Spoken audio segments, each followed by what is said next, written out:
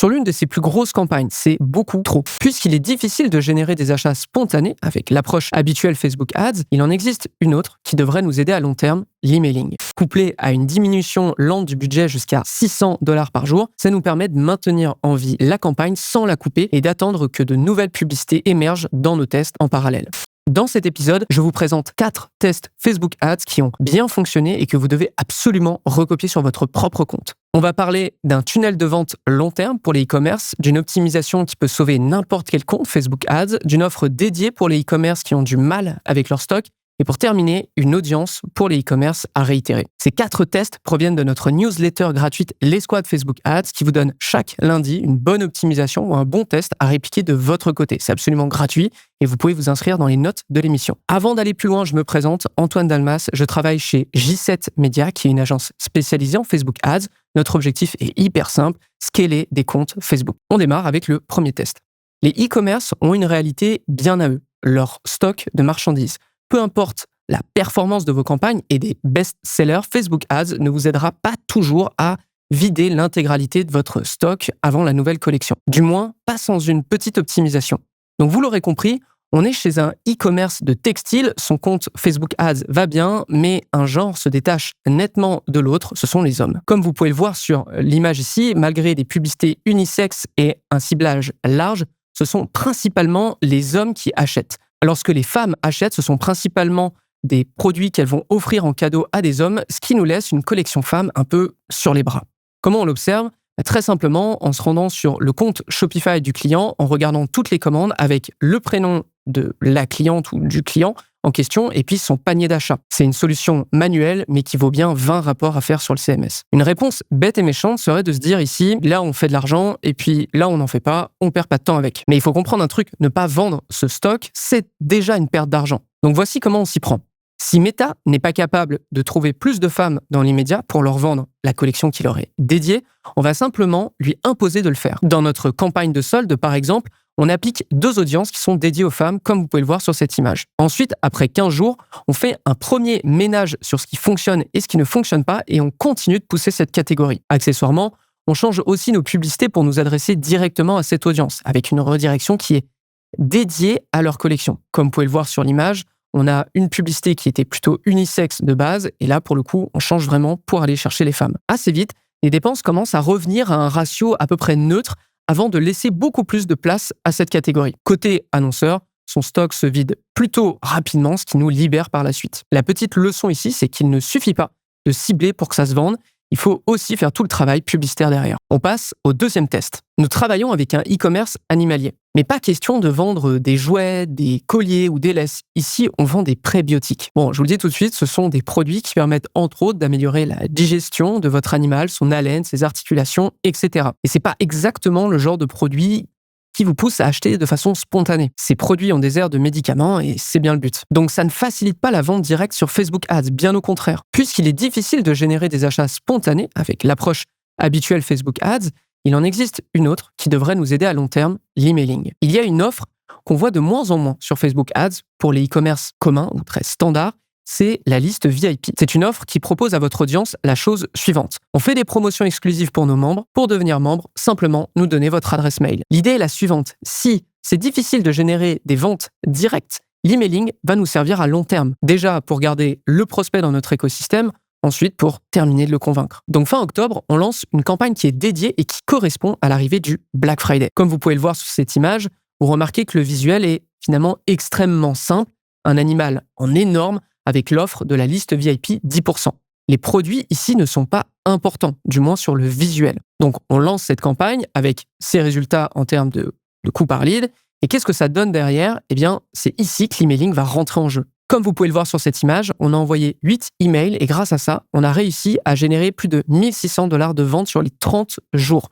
Ce qui nous donne déjà un retour sur investissement publicitaire de 1,72 avant même le Black Friday. La leçon ici, c'est que si votre cycle d'achat est long ou difficile en termes de spontanéité, l'emailing peut être un allié formidable et à moindre coût parce que le CPM d'une campagne de génération de lead ou de lead gen est très souvent moins cher que celui que vous pouvez obtenir avec une campagne d'achat. Donc vous touchez plus de monde et vous amenez plus de monde dans vos listes. On passe au troisième test. Dernièrement, nous étions chez un lead gen, un assureur même. Donc, l'objectif est très simple, convertir des prospects à ses services. Sur l'une de ses plus grosses campagnes, qui dépense plus de 1 000 € par jour, on percute un gros problème en fait. Son CPA est en hausse depuis 2 semaines, comme vous pouvez le voir sur cette photo. 218 $ pour un lead qualifié, je vous le dis tout de suite, c'est beaucoup trop. On se doit de réagir. Le problème, lorsqu'on dépense 1 000 $ par jour, c'est que c'est difficile d'attendre dans l'immédiat de nouvelles publicités. D'autant plus qu'on en teste déjà dans d'autres campagnes, mais les résultats ne sont pas encore prêts pour faire un transfert entre des publicités de test et cette campagne. Et là, vous vous dites, bon, qu'est-ce qu'on fait? Dans cette optique, on décide de faire un très gros tri.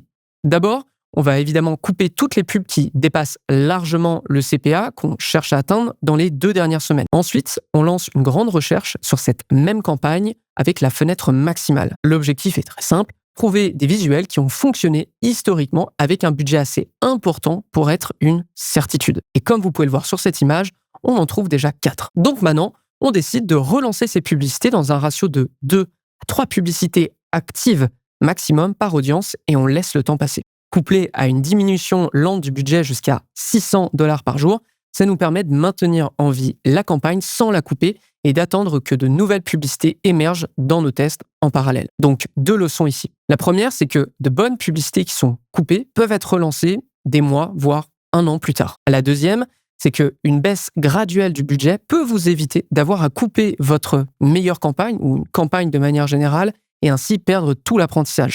On passe au 4e et dernier test. Juste avant de démarrer, j'aimerais quand même vous poser une question. Est-ce que vous avez envie de devenir meilleur sur Facebook Ads? Si c'est le cas, je ne peux que vous encourager à rejoindre la J7 Academy. La J7 Academy, c'est notre écosystème pour tout média buyer qui souhaite rester au top niveau ou même juste bien démarrer sur Facebook Ads. La J7 Academy, c'est une plateforme de formation avec des centaines d'heures de cours sur tous les sujets, un espace Slack pour échanger toute la semaine avec toute l'équipe de J7 Media et moi compris, et ensuite 2 workshops par mois où on vous explique les meilleures pratiques. Imaginez juste cet épisode, mais pendant 1 heure et 2 fois par mois avec du contenu exclusif. Si ça vous intéresse, j7academy.com ou dans les notes de l'émission. On revient à notre dernier test. Il est intéressant d'observer que Meta s'améliore de plus en plus pour trouver une audience de clients potentiels. Pour le coup, nous sommes chez un e-commerce dont le modèle d'affaires repose quelque peu sur les téléachats.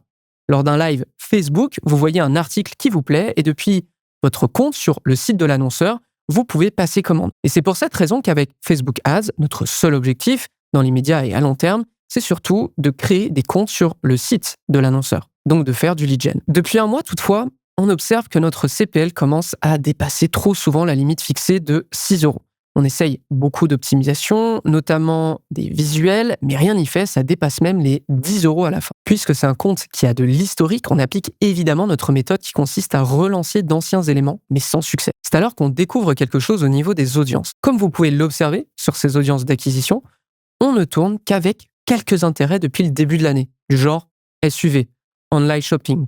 On fait une brève incursion dans une audience broad, c'est-à-dire une audience sans intérêt, mais qui s'était rapidement soldée par un échec. Pourtant, il y a une nouvelle audience qui est apparue en 2024 sur Facebook Ads et de nombreux comptes l'utilisent désormais, la Advantage Plus. C'est l'équivalent de la Shopping Advantage Plus des e-commerce, mais pour les lead gen ou ceux qui ne peuvent pas faire de campagne achat. Donc on lance et la première semaine, c'est un succès pour la campagne et on décide, malgré le Black Friday et les CPM qui vont avec, d'augmenter petit à petit le budget, comme vous pouvez le voir sur cette image, de la campagne en prenant sur les autres. Donc littéralement, ce qui fonctionne moins, on retire du budget pour l'appliquer sur la campagne qui fonctionne le mieux. Ainsi, il semblerait que la Advantage Plus soit très pertinente pour un compte de lead gen qui a déjà connu du succès et qui souhaite le répéter à plus grande échelle. C'est tout pour cette vidéo, j'espère que ça vous a plu. Abonnez-vous parce que dans les prochaines semaines, je vous explique comment on a dépensé 50 millions sur les 12 derniers mois et ce que ça dit de notre façon d'utiliser Facebook Ads chez J7 Media. Ensuite, pourquoi vous devez absolument éviter de suivre aveuglément un certain conseil de Meta. Et pour terminer, je vous parlerai d'une campagne qui est increvable chez J7 Media, qui roule depuis maintenant 2 ans et je vous expliquerai pourquoi elle existe, comment elle existe et comment vous pouvez la répliquer de votre côté. Aussi, je le répète, si vous voulez devenir meilleur sur Facebook Ads, allez sur j7academy.com ou dans les notes de l'émission. C'est tout pour aujourd'hui et quant à moi, je vous donne rendez-vous la semaine prochaine pour un nouvel épisode de Social Scaling. À très vite tout le monde.